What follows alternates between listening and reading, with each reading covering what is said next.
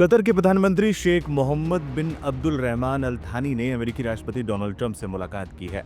ये बैठक शुक्रवार को न्यूयॉर्क में रात्रि भोज के दौरान हुई। व्हाइट हाउस ने बैठक की पुष्टि की है, लेकिन बैठक में क्या बातचीत हुई इसको लेकर अभी तक कोई जानकारी सामने नहीं आई है।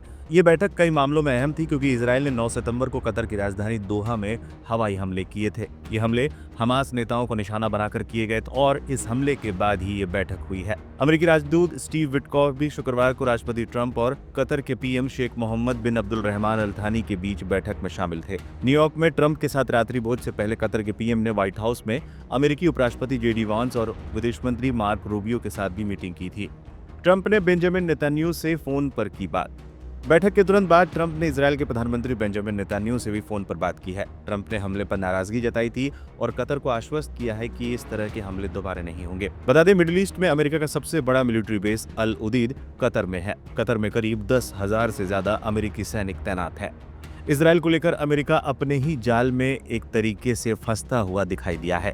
कतर पर इजरायली पीएम के हमले के बाद अमेरिका के सामने अपने दोनों सहयोगियों के प्रति बैलेंस बनाने की चुनौती है। इधर इसलिए अमेरिकी विदेश मंत्री मार्को रूबियो ने कतर के प्रधानमंत्री से मुलाकात की है और अब वो इजरायल जाने वाले हैं। इजरायल हमले के बाद डोनाल्ड ट्रंप ने भी नाराजगी जताई थी। अमेरिका की नीति गाजा को लेकर अस्पष्ट रही है। एक तरफ वो इजरायल पर खुलकर समर्थन करता है और गाजा पर कब्जे के प्लान बनाता है, वहीं दूसरी तरफ युद्ध विराम के लिए मध्यस्थता का भी दावा करता है। रविवार को मार्को रूबियो इजरायल पहुंचने वाले हैं। वो उन लोगों से मुलाकात करेंगे जिनके परिवार के लोगों को हमास ने बंधक बना लिया था। वहीं यूएन में अलग फिलिस्तीनी देश को मान्यता देने को लेकर चल रही बहस के बीच अमेरिका ये दिखाना चाहता है कि वो इजरायल के साथ खड़ा है और अलग देश का विरोध भी करता है। इजरायल पर गाजा में नरसंहार का आरोप। हमास ने इजरायल पर 7 अक्टूबर 2023 को हमला किया था, जिसमें 1200 से अधिक इजरायली नागरिक मारे गए थे और हमास ने 250 से ज्यादा नागरिकों को बंधक बना लिया था। इसके बाद शुरू हुए युद्ध में हजारों लोगों की मौत हो चुकी है। फिलिस्तीनी स्वास्थ्य अधिकारियों के मुताबिक गाजा में हुए इजरायली हमले में अब तक 64,000 से ज्यादा लोग मारे जा चुके हैं। इजरायली हमलों की वजह से सिर्फ गाजा में ही 19 लाख फिलिस्तीनी पलायन कर चुके हैं।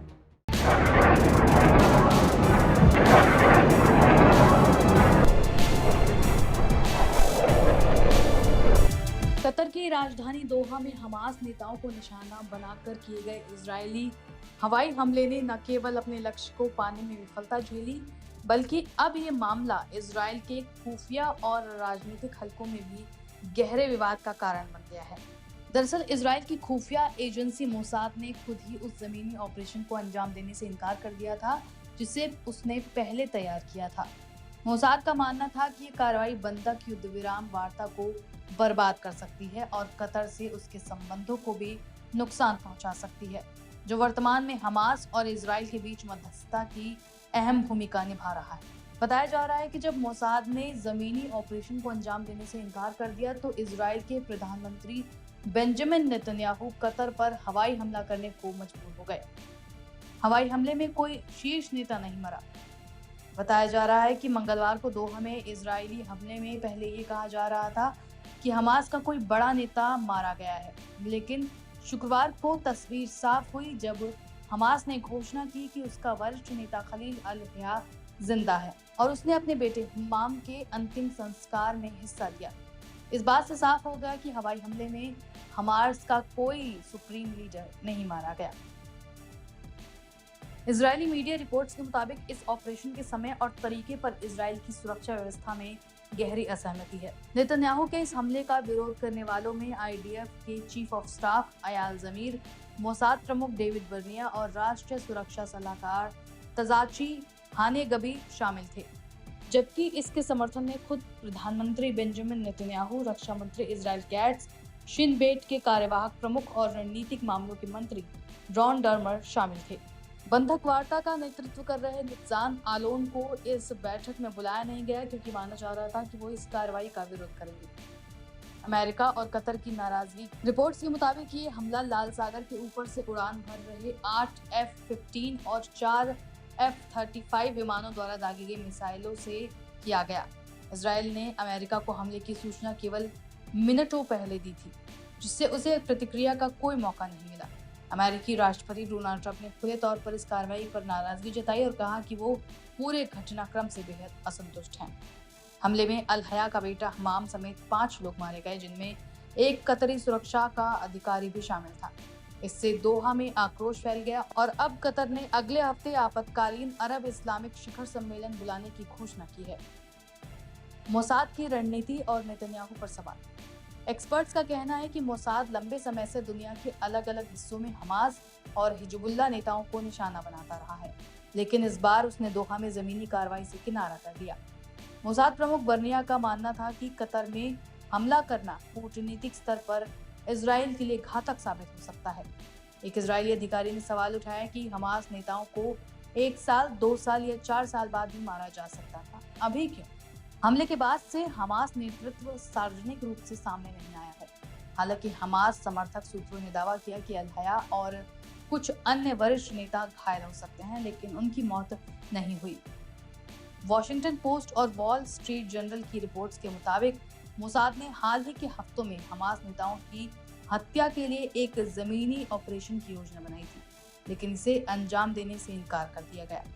मोसाद प्रमुख डेविड बर्निया ने कतर में हत्या के ऑपरेशन का विरोध किया क्योंकि इससे कतर के साथ एजेंसी के संबंधों को नुकसान पहुंच सकता था।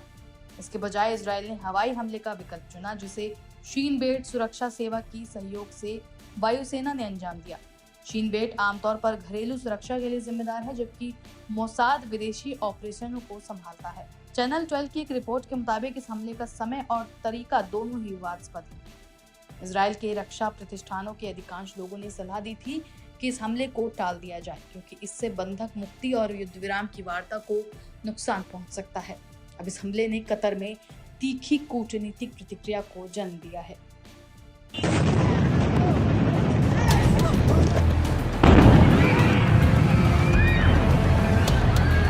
कतर की राजधानी दोहा पर हुए इजरायली हमले ने मिडिल ईस्ट में एक बार फिर तनाव बढ़ा दिया है। हर कोई इजरायली हमलों का विरोध कर रहा है। अरब देशों ने भी इन हमलों की निंदा की है, जबकि कतर ने इन हमलों का बदला इजरायल से लेने की बात कही है। लेकिन इन हमलों के बाद उन लोगों की टेंशन ज्यादा बढ़ गई है जिनके परिजन हमास द्वारा बंधक बनाए गए हैं। जी हाँ, गाजा पट्टी में हमास द्वारा बंधक बनाए गए 48 इजरायली बंधकों के परिवारों ने शनिवार को एक बड़े पैमाने पर विरोध प्रदर्शन की घोषणा की है, जिसमें सभी बंधकों की तत्काल रिहाई की मांग की जाए। परिवारों के अनुसार यह प्रदर्शन तेल अवीव के हॉस्टेज स्क्वायर, यरूशलम, शार हानेकेब जंक्शन और कॉर्मेल गेट में आयोजित किए जाएंगे। उनका मुख्य उद्देश्य नेतन्याहू सरकार से युद्ध समाप्त करने और सभी 48 बंधकों को वापस लाने की मांग करना है।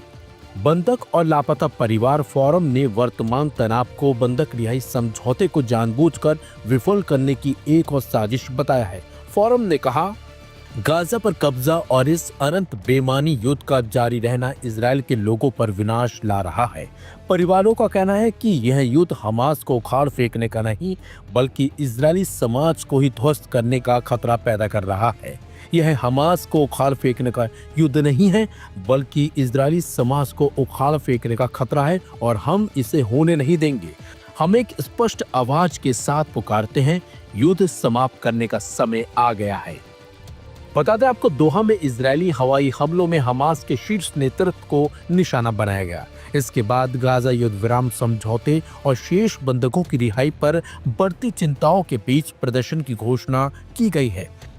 हमले के एक दिन बाद बुधवार को कतर के प्रधानमंत्री शेख मोहम्मद बिन अब्दुल रहमान अल थानी ने दावा किया कि इस हमले से नेतन्याहू ने बंधकों की रिहाई की किसी भी आशा को समाप्त कर दिया है। हमले में हमास के वरिष्ठ सदस्यों को निशाना बनाया गया था, जिसमें अल-हया जैसे प्रमुख नेता शामिल थे। हमास ने कहा कि उसके 5 सदस्य मारे गए, लेकिन नेतृत्व बच गया। इजराइल ने इसे हमास के युद्ध अपराधों का जवाब बताया, लेकिन अमेरिकी राष्ट्रपति डोनाल्ड ट्रंप ने इसे इजराइल या अमेरिका के लक्ष्यों को आगे नहीं बढ़ाने वाला करार दिया। गुरुवार को कतर ने ट्रंप प्रशासन को सूचित किया कि वो हमास और इजराइल के बीच युद्ध विराम और बंधक सौदे के लिए अपनी मध्यस्थता प्रयासों को अस्थायी रूप से निलंबित कर रहा है। कतर के विदेश मंत्रालय ने हमले को कायराना इजरायली हमला बताते हुए अंतर्राष्ट्रीय कानूनों का उल्लंघन करार दिया है, जबकि इजराइल के सेना प्रमुख इयाल जामिर ने गाजा सिटी में आगामी सैन्य अभियान के लिए परिचालन योजनाओं को मंजूरी दी। जामिर के मुताबिक अभियान के दो मुख्य उद्देश्य बंधकों की रिहाई और हमास को उखाड़ फेंकना है। हालांकि बंधक परिवारों ने कहा है कि युद्ध इजरायली समाज को ध्वस्त करने का खतरा पैदा कर रहा है, न कि हमास को। उन्होंने जोर देकर कहा है, युद्ध समाप्ति ही एकमात्र रास्ता है।